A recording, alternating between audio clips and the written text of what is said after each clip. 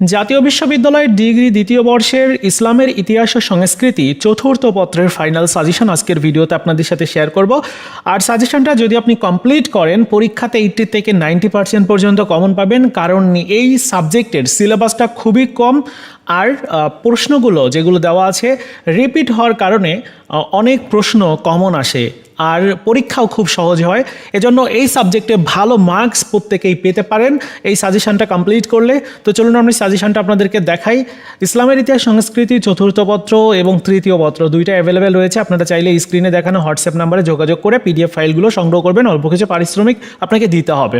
যাই হোক, ক বিভাগের অতি সংক্ষিপ্ত প্রশ্ন, যেখানে প্রত্যেকটা প্রশ্নের পাশে উল্লেখ করা রয়েছে যে এই প্রশ্নটা আসলে কতটা গুরুত্বপূর্ণ পরীক্ষার জন্য। আর প্রথমের দিকে বা প্রথম কয়েকটা প্রশ্ন যেগুলো 100% গুরুত্বপূর্ণ পরীক্ষার জন্য সেগুলো আমি প্রথমে রেখেছি, যেন আপনাদের প্রথম থেকে ভালো করে রিভিশন আপনারা করতে পারেন, জেনে বুঝে রিভিশন করতে পারেন।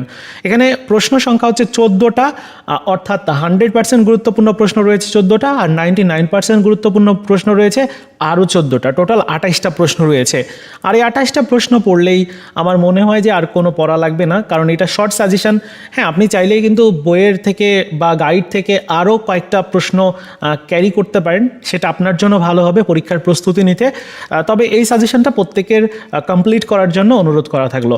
এরপর আমি খ বিভাগের প্রশ্ন যদি বলি, তাহলে খ বিভাগের প্রত্যেকটা প্রশ্নের সাইডে উল্লেখ করা রয়েছে এই প্রশ্নটা কতটা গুরুত্বপূর্ণ এবং কোন কোন সালের পরীক্ষাতে আসছিল, তাছাড়া কোন অধ্যায় থেকে প্রশ্নটা করা হয়েছে। খুব ভালো বুঝতে পারবেন আপনি যে আপনার কোন প্রশ্নগুলো পড়া উচিত। জোর সালের প্রশ্নগুলো পড়তে হবে, কারণ 2024-এর পরীক্ষা আপনাদের 26-এ অনুষ্ঠিত হচ্ছে। সো এই হচ্ছে ব্যাপার। গ বিভাগে ওভাবে দেওয়া আছে। সো আপনারা পুরো সাজেশনটা সংগ্রহ করে নেবেন, যেহেতু প্রিমিয়াম সাজেশন প্রত্যেকের পারচেস করে নিতে হবে।